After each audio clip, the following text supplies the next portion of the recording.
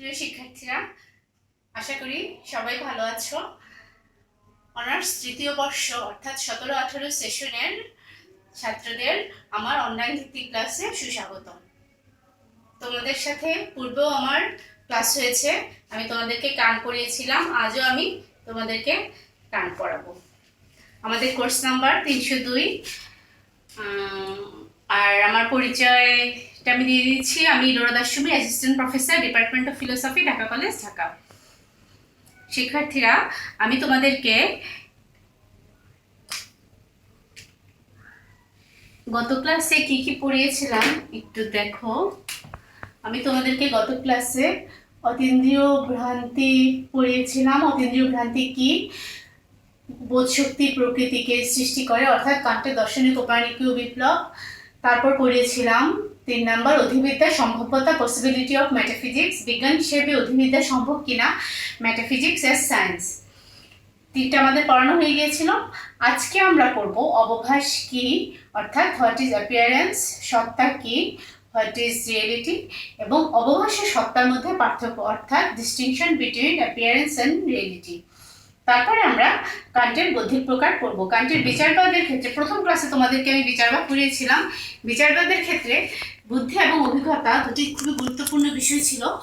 বুদ্ধির বিষয়গুলো বোঝার জন্য, বুদ্ধির কার্যাবলীগুলোকে সঠিকভাবে বোঝার জন্য বৌদ্ধিক প্রকারগুলো জানা আমাদের জন্য খুব জরুরি। সেই জিনিসটা আমি তোমাদেরকে পড়াবো। তো শিক্ষার্থীরা, আশা করি তোমরা সবাই আমার আগের ক্লাসগুলো দেখেছো এবং তারই ধারাবাহিকতায় আজকে আমরা ক্লাস শুরু করছি। তোমরা কাগজ কলম নিয়ে তৈরি হয়ে যাও, আমরা আমাদের পড়ায় চলে যাচ্ছি।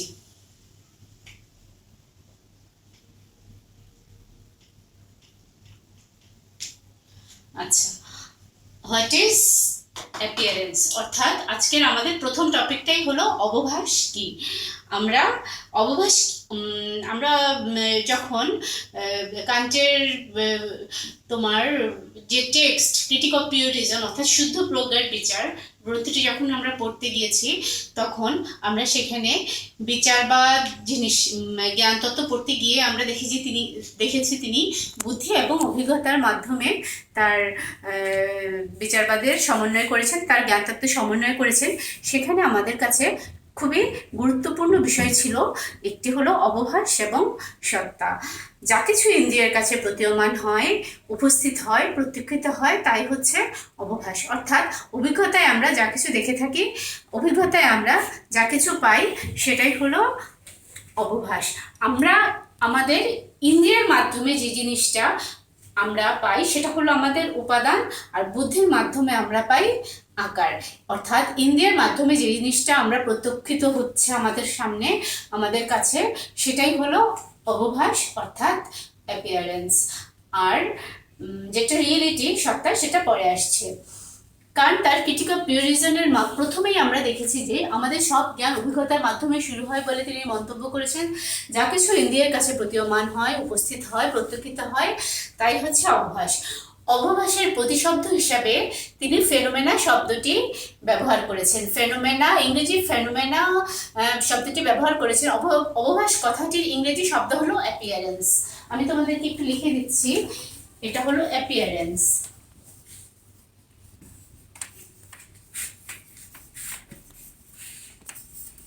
অবভাস মানে হলো অ্যাপিয়ারেন্স, অর্থাৎ আমার কাছে যা কিছু অ্যাপিয়ার হয়। অবভাসের বাংলা, অবভাসের বাংলায় আমরা তাকে বলবো অ্যাপিয়ারেন্স। শিক্ষার্থীরা, অবভাসের প্রতিশব্দ হিসাবে কান্ট ফেনোমেনা শব্দটি ব্যবহার করেছেন। এই যে আর অ্যাপিয়ারেন্সের মাধ্যমে, অ্যাপিয়ারেন্স মানে কি? যা কিছু অ্যাপিয়ার হয়, অর্থাৎ যা কিছু প্রত্যক্ষিত হয়। কান্ট এই সাধারণ অর্থে অবভাস শব্দটিকে ব্যবহার করেছেন এবং অবভাসিক জ্ঞানের বিষয় বলে তিনি মন্তব্য করেছেন। অর্থাৎ সেক্ষেত্রে অবভাসের ক্ষেত্রে তিনি কি শব্দটা ব্যবহার করেছেন? Phenomena. Appearance is philosophy what seems to be. The concept usually implies an opposition between the perception of a thing and its object reality. The noun appearance with the phrase things as they appear, যা কিছু appear হয় অর্থাৎ যা কিছু প্রত্যক্ষিত হয়, যা কিছু আমাদের সামনে প্রতিভাত হয়, যা কিছু আমরা দেখতে পাই আমাদের ইন্দ্রিয়ের মাধ্যমে। For this phrase indicates that Kant is thinking of a thing of a particular or logical subject though, অর্থাৎ যা কিছু ইন্দ্রিয়ের কাছে প্রতীয়মান হবে, উপস্থিত হবে, তাই হলো অবভাস। ঠিক আছে শিক্ষার্থীরা, তোমরা বুঝতে পেরেছ অবভাস মানে কি? অবভাসের প্রতিশব্দ হিসাবে তিনি কি ব্যবহার করেছেন? ফেনোমেনা শব্দটি ব্যবহার করেছেন।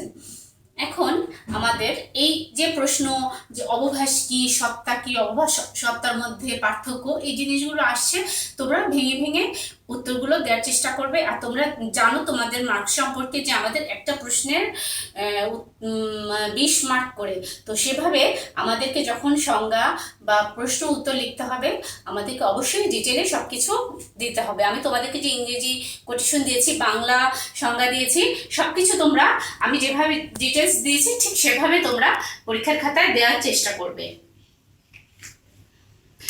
শিক্ষার্থীরা, অবভাসের পরেই আসছে রিয়েলিটি অর্থাৎ সত্তা। কান্টের মতে সত্তা হলো স্বরূপত বস্তু, যা কিছু প্রত্যক্ষিত হয় না। অবভাসের বিপরীতে একে নোমেনা নাম দিয়েছেন। তিনি অবভাস সম্পর্কে বলেছিলেন অবভাসের প্রতিশব্দ হিসাবে তিনি ফেনোমেনা বলেছেন, আর সত্তা সম্পর্কে তিনি বলেছেন সত্তা হলো নোমেনা। শাব্দিক অর্থে নোমেনা কথাটির অর্থ চিন্তনের বস্তু অর্থাৎ অবজেক্ট অফ আন্ডারস্ট্যান্ডিং রূপে অভিহিত করেছেন, কিন্তু নোমেনাকে চিন্তনের বস্তু রূপে কল্পনা করা সঙ্গত নয়। কারণ তার ক্রিটিক অফ পিউরিজম গ্রন্থের 2য় সংস্করণে স্বরূপত বস্তু অর্থাৎ নোমেনাকে তিনি সদর্থক এবং নর্থক অর্থাৎ পজিটিভ এবং নেগেটিভ দুটি অর্থে বিভক্ত করেছেন। দেখো, নর্থক ভাবে এটা হলো তাই যা ইন্দ্রিয় অনুভবে প্রদত্ত নয়, অর্থাৎ নর্থক নেগেটিভ ভাবে এটা ইন্দ্রিয়ের কাছে প্রতিভাত হয় না, আর সদর্থক অর্থে এটি হলো বুদ্ধিগত অনুভবের বিষয়। কান্টের ভাষায় এমন অনুভবের বিষয় যে অনুভব আমাদের হয় না। Come from idealism the idea that reality is purely mental, অর্থাৎ সত্তা হলো কান্টের মতে স্বরূপত বস্তু। Kant's famous statement of this duty act only according to that the idea that the mind plays an active role in structuring reality is so familiar to us, অর্থাৎ আমরা অবভাসকে বলেছি ফেনোমেনা এবং সত্তা হলো নোমেনা। আচ্ছা, তোমাদেরকে আমি এখানে ফেনোমেনা এবং নোমেনা বিষয়টি একটু লিখে দিচ্ছি, তোমরা একটু লিখে নাও।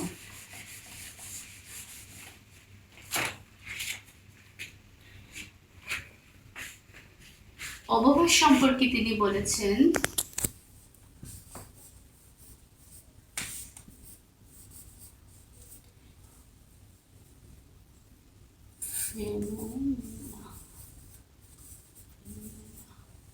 আর সত্তা সম্পর্কে অর্থাৎ রিয়েলিটি, সত্তাকে তিনি বলেছেন নোমেনা। এই জিনিসগুলো তোমরা একটু খেয়াল করবে, ফেনোমেনা এবং নোমেনা এই দুইটা জিনিস তোমরা খেয়াল করবে, তাহলে তোমাদের বিষয়টা সম্পর্কে একটু ধারণাটা ক্লিয়ার হবে। অবভাসের ইংরেজি আমরা বলেছি অ্যাপিয়ারেন্স, অর্থাৎ যা অ্যাপিয়ার করে, আর সত্তা হলো রিয়েলিটি মানে যা হলো স্বরূপত বস্তু। এখন শিক্ষার্থীরা, আমরা অবভাস এবং সত্তার মধ্যে পার্থক্য কি বুঝবো, যে আসলে সত্তা কি, অবভাস কি।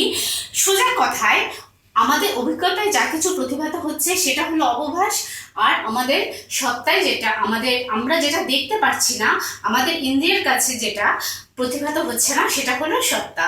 এখন তিনি তার ক্রিটিক অফ পিউরিজমের 2য় সংস্করণে তিনি কিন্তু সত্তাকে 2 ভাগে ভাগ করেছিলেন, যে সদর্থক নর্থক। সদর্থক মানে যা কিছু আমার ইন্দ্রিয়ের কাছে প্রতিভাত হচ্ছে, আবার নর্থক অর্থ বলেছেন যা কিছু আমার ইন্দ্রিয়ের কাছে প্রতিভাত হচ্ছে না, সেখানে তিনি আবার সত্তাকে বিভক্ত করেছিলেন। তো যাই হোক, এখন আমরা সত্তা এবং অবভাসের মধ্যে পার্থক্যটা দেখে নিই। তোমরা প্রথমেই অবভাস কে আমরা কোথায় পেয়েছি? আমরা আমাদের আমরা অভিজ্ঞতায় পেয়েছি। এটা হলো প্রত্যক্ষণের বিষয় এবং অভিজ্ঞতা লব্ধ একটি বিষয়। আর সত্তা হলো অভিজ্ঞতা লব্ধ নয়, সত্তাকে আমরা অভিজ্ঞতায় পাই না। সত্তা আমাদের চিন্তনের বস্তু, চিন্তায় আমরা সত্তাকে পাই, অর্থাৎ রিয়েলিটি। অবভাস মানে অ্যাপিয়ারেন্স, সত্তা হলো রিয়েলিটি। এই জিনিসগুলো তোমরা খেয়াল করবে, অর্থাৎ যেটা অভিজ্ঞতা লব্ধ সেটা হলো অবভাস, আর যা অভিজ্ঞতা লব্ধ নয় সেটা হলো সত্তা। তারপরে অবভাস হলো আমাদের জ্ঞানের বিষয়। আমরা জ্ঞানের মাধ্যমে অবভাসকে পেয়ে থাকি। জ্ঞানকে আমরা যেভাবে হয়তো অভিজ্ঞতার মাধ্যমে আমরা জ্ঞান অর্জন করে থাকি, ইন্দ্রিয়ের মাধ্যমে আমরা জ্ঞান পেয়ে থাকি। অবভাস হলো জ্ঞানের বিষয়, আর সত্তা হলো আমাদের জ্ঞানের বিষয় নয়, আমাদের বুদ্ধির মাধ্যমে সত্তা সম্পর্কিত বিষয়গুলো আমরা জেনে থাকি। আর তাহলে আমরা প্রথমে আমরা পার্থক্য মনে রাখার জন্য কিছু তোমাদেরকে আমি 11টা পার্থক্য দিয়েছি। তোমরা পার্থক্যগুলো মনে রাখার জন্য পয়েন্ট আউট করে নিবে, যেমন অভিজ্ঞতা, তারপর হলো জ্ঞানের বিষয়। যদি পয়েন্টগুলো মনে থাকে তাহলে তোমাদের লিখতে সুবিধা হবে, পয়েন্ট আকারে তোমরা মনে রাখার চেষ্টা করবে। তারপরে অবভাস হলো যেটা অ্যাপিয়ারেন্স, যেটা হলো প্রত্যক্ষণের ক্ষেত্রে, অর্থাৎ প্রত্যক্ষণের ক্ষেত্রে আমরা অবভাসকে পাই, অর্থাৎ যা কিছু প্রত্যক্ষিত হয়, যা কিছু আমাদের ইন্দ্রিয়ের মাধ্যমে ইন্দ্রিয়ের কাছে ধরা দেয়, সেটাই হলো অ্যাপিয়ারেন্স, অর্থাৎ প্রত্যক্ষণের বিষয় হলো অবভাস। আর সত্তা প্রত্যক্ষণের বিষয় নয়, অর্থাৎ বুদ্ধির মাধ্যমে আমরা সত্তা সম্পর্কিত বিষয়গুলি সম্পর্কে জেনে থাকি। আর অবভাস হলো সত্তার কার্য, আর সত্তা হলো অবভাসের কারণ। তারপরে অবভাস পরিবর্তনশীল।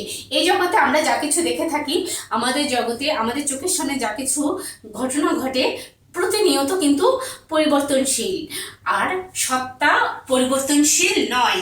সত্তা সম্পর্কিত বিষয়গুলি, যেগুলো অধিবিদ্যার বিষয়গুলি, বা আমরা সত্তা সম্পর্কিত বিষয়গুলি সম্পর্কে যা কিছু জেনে থাকি, এগুলো সম্পর্কে আমাদের সেই আদিকাল থেকে ঈশ্বর সম্পর্কে আমাদের যে ধারণা, বা পরম সত্তা সম্পর্কে যে ধারণা, বা অতীন্দ্রিয় জগৎ সম্পর্কে যে ধারণা, সমস্ত কিছু কিন্তু কোনো কিছুই কিন্তু পরিবর্তনশীল হয়নি, পরিবর্তন হয়নি। তার মানে কি? অবভাস পরিবর্তনশীল আর সত্তা পরিবর্তনশীল নয়। তারপরে দেখো 6 নম্বরে আমরা বলেছি যে ধ্বংসযোগ্য, অর্থাৎ অবভাস হলো ধ্বংস, সেটা বিনাশ হয়ে যায়, এটা বিনাশযোগ্য, কিন্তু সত্তা বিনাশযোগ্য নয়। তারপরে 7 নাম্বার সুনির্দিষ্ট জ্ঞান পাওয়া যায়। আমরা যখন চোখের সামনে কোনো কিছু দেখি, বা আমরা যখন কোনো কিছু সম্পর্কে ইন্দ্রিয়ের মাধ্যমে কোনো কিছুকে যখন আমরা প্রত্যক্ষণ করি, তখন আমরা কি করি? আমরা সুনির্দিষ্ট একটা জ্ঞান পেয়ে থাকি। আমরা সার্বজনীন জ্ঞান পাই, নতুন জ্ঞান পাই। তোমরা সেই কান্টের, আমি তোমাদেরকে প্রথম ক্লাসে পড়িয়েছিলাম পূর্বতঃসিদ্ধ সংশ্লেষণাত্মক অবধারণ। যে সংশ্লেষণাত্মক অবধারণে কি হয়েছিল, যে আমরা উদ্দেশ্য বিদেহ, আমরা যখন একটি যুক্তিবাক্য বলি, উদ্দেশ্য বিদেহ, উদ্দেশ্য সম্পর্কে নতুন জ্ঞানের সন্ধান দেয়।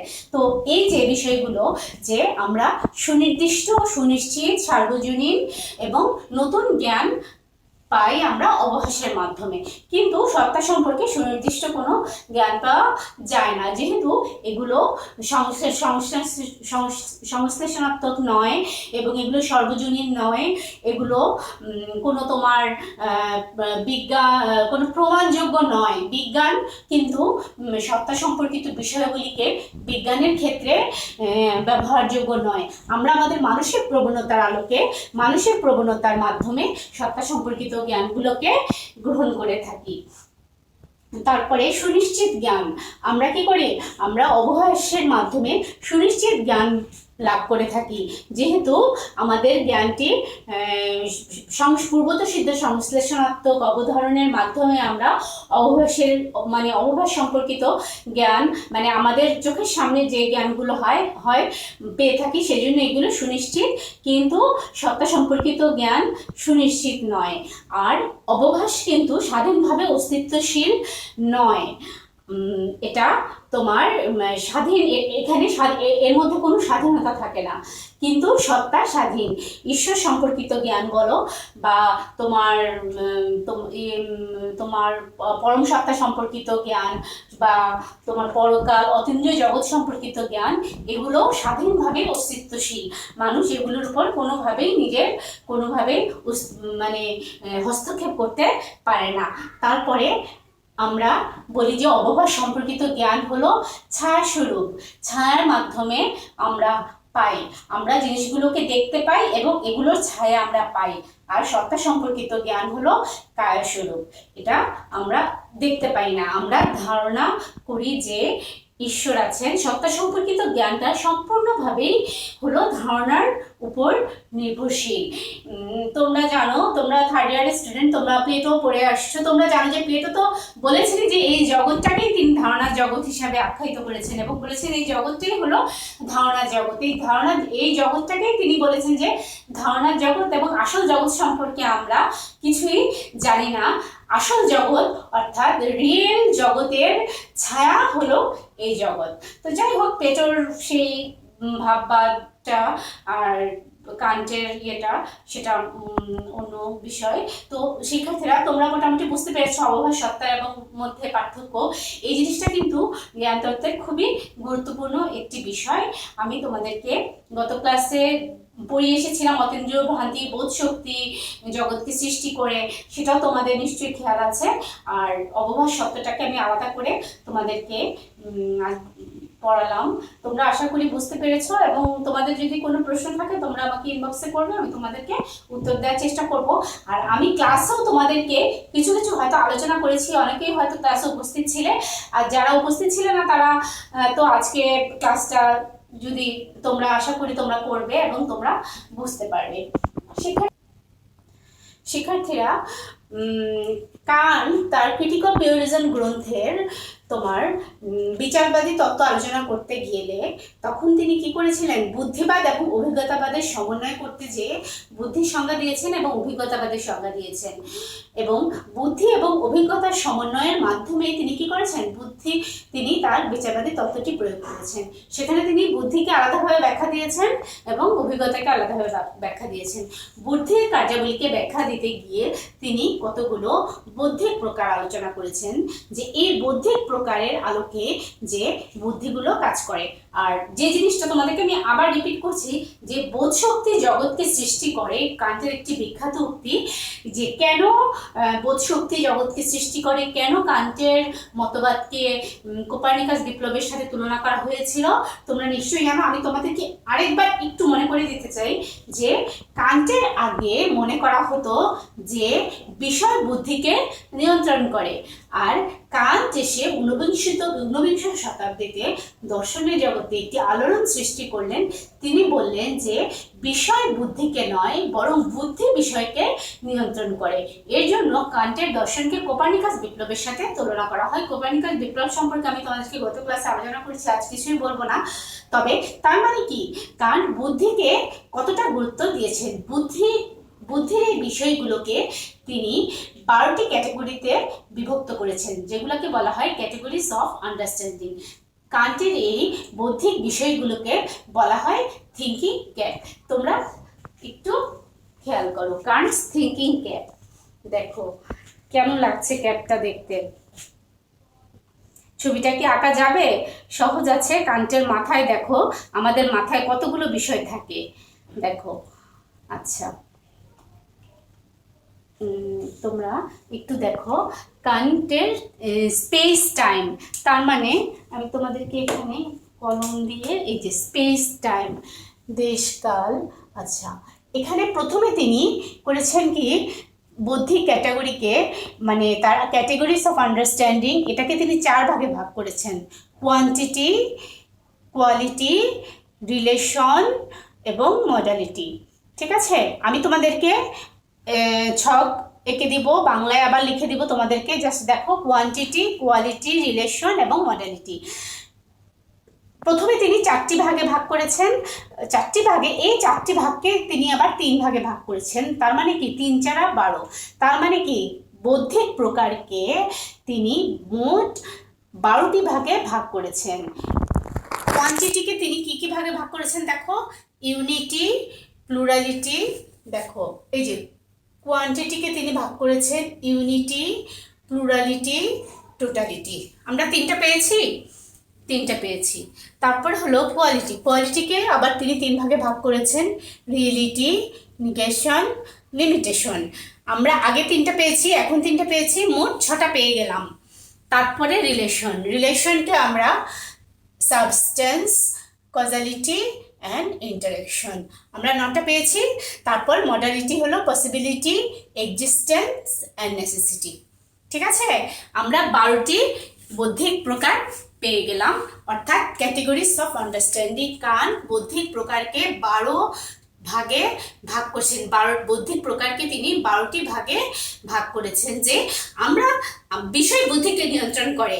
তার মানে কি, আমরা বাইরের যে উপাদানগুলো, এলোমেলো বিষয়গুলো আমাদের ভিতরে আসে, আমার মস্তিষ্কে যখন আসার পরে কি হয়, এই বিষয়টা, এই 12টি বিষয় মোটামুটি বিষয়টাকে একটা ধারণা দেয়, বিষয় সম্পর্কে আমাদের ধারণা হয়। তার মানে হলো বুদ্ধি বিষয়কে নিয়ন্ত্রণ করছে। বুদ্ধি বলে দিচ্ছে যে আমার হাতে এটা মার্কার, কলম।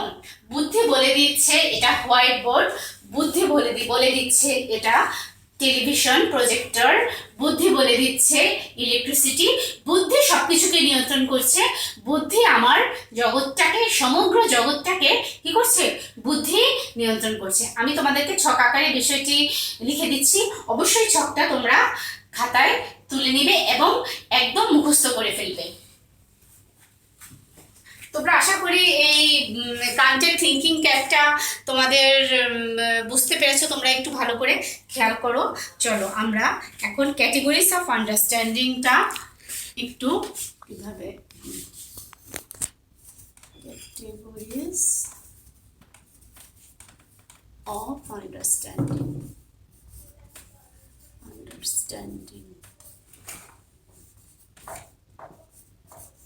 Categories of understanding. তিনি কি করেছেন, প্রথমে তিনি বৌদ্ধিক প্রকারের তালিকা, আমি তোমাদেরকে বাংলায় লিখে দিচ্ছি, বৌদ্ধিক প্রকারের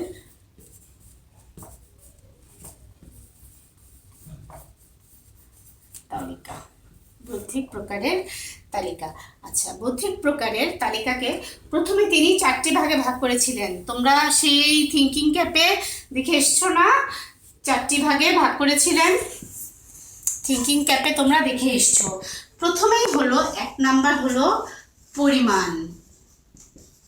বাংলার সাথে তোমরা ক্যাপটা মিলিয়ে নিবে, পরিমাণ অর্থাৎ কোয়ান্টিটি। আমি এখন ওখানে যাচ্ছি না, তোমরা 2 নাম্বার হলো গুণ, কোয়ালিটি। তারপর 3 হলো সম্বন্ধ।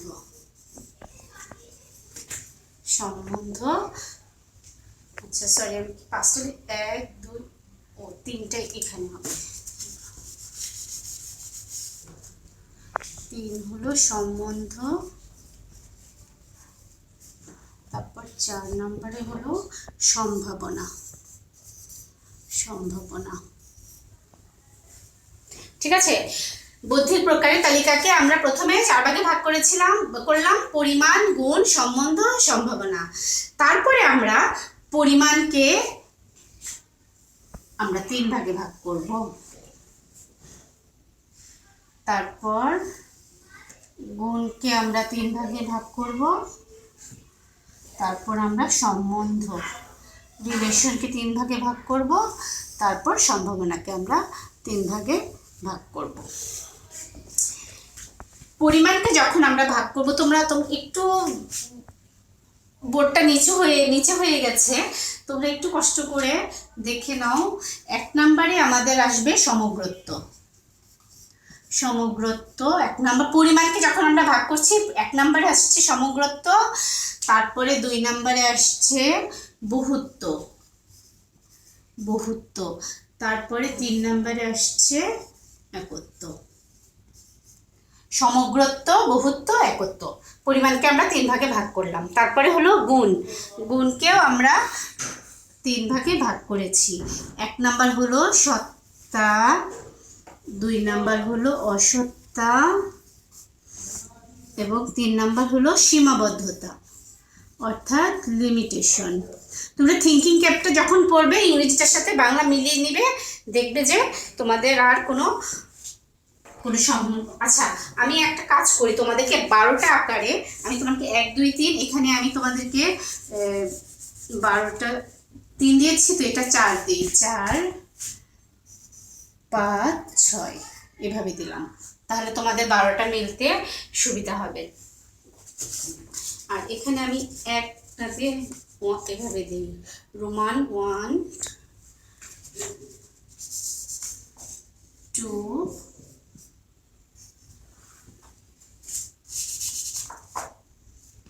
3 and 4 তাহলে তোমাদের সুবিধা হবে। দেখো আমাদের 6টা হয়ে গেল। এখন আমাদের 7 নাম্বার, 7 নাম্বারটা হলো দ্রব্য ও ধর্ম, 8 নাম্বার কার্য ও কারণ, 9 নাম্বার ক্রিয়া প্রতিক্রিয়া, রিঅ্যাকশন যেটা ক্রিয়া প্রতিক্রিয়া। কোনো ঘটনা যখন আমার মস্তিষ্কে আসে তখন এই বিষয়গুলো কাজ করতে থাকে। সম্ভাব্যতা, তারপর এখানে 10 নাম্বার সম্ভাব্যতা, সম্ভাব্যতা ও অসম্ভাব্যতা, অসম্ভাব্যতা। 11 নাম্বার অস্তিত্ব ও অনস্তিত্ব, 12 নাম্বার অনিবার্যতা, অনিবার্যতা ও অনিশ্চয়তা, নিশ্চয়তা। অনেক বড়, কিন্তু মানে লেখার জন্য তোমাদের একটু অসুবিধা হচ্ছে হয়তো বুঝতে। তোমরা বইয়ে পেয়ে যাবা, তারপরে তোমরা একটু খেয়াল করো, তাহলে তোমাদের বুঝতে অসুবিধা হবে না। বাংলাটার সাথে তোমরা থিঙ্কিং ক্যাপটা মিলিয়ে নিলেই তোমাদের বিষয়গুলো সহজ হয়ে যাবে। আমরা কেন এই থিঙ্কিং ক্যাপটা পড়বো, কান্টের এই বুদ্ধি ক্যাটাগরিটা, বুদ্ধির বিষয়গুলো বুঝতে গেলে অবশ্যই এই 12টি ক্যাটাগরি বুদ্ধির প্রকারটা আমাদের জানতে হবে, এবং বুদ্ধির প্রকারের মাধ্যমেই আমরা অতীন্দ্রিয় ভ্রান্তি বিভিন্ন কিছু আমরা জানবো। তো শিক্ষার্থীরা, আশা করি তোমরা ক্লাসটি বুঝতে পেরেছো, এবং আমি তোমাদেরকে যতদূর সম্ভব সহজভাবে বোঝানোর চেষ্টা করেছি। তোমরা বুঝতে পেরেছো, তোমরা বই পড়বে এবং ক্লাস বোঝার চেষ্টা করবে, এবং আশা করি যখন যেটা বুঝবে না তোমরা আমাকে ইনবক্স করবে, মেসেজ দিবে, আর যখন কলেজ খুলবে তখন তো তোমাদের সাথে দেখা হবে, আমরা বাকিটুকু তখন বুঝে নেব। পরবর্তী ক্লাসে আবার তোমাদের সাথে দেখা হবে। তোমরা ভালো থাকবে, স্বাস্থ্যবিধি মেনে চলবে, সচেতন থাকবে, পরিবারের আশেপাশে যারা আছে সবার প্রতি সহনশীল মনোভাব পোষণ করবে, এবং দোয়া করি যেন সবাই খুব তাড়াতাড়ি এই সংকটময় মুহূর্ত কেটে যায়, এবং আমরা আবার ক্লাসরুমে ফিরে যাই, আমাদের সবাই যাতে আমরা ভালো থাকি। তোমাদেরকে অসংখ্য ধন্যবাদ আমার সাথে এতক্ষণ থাকার জন্য।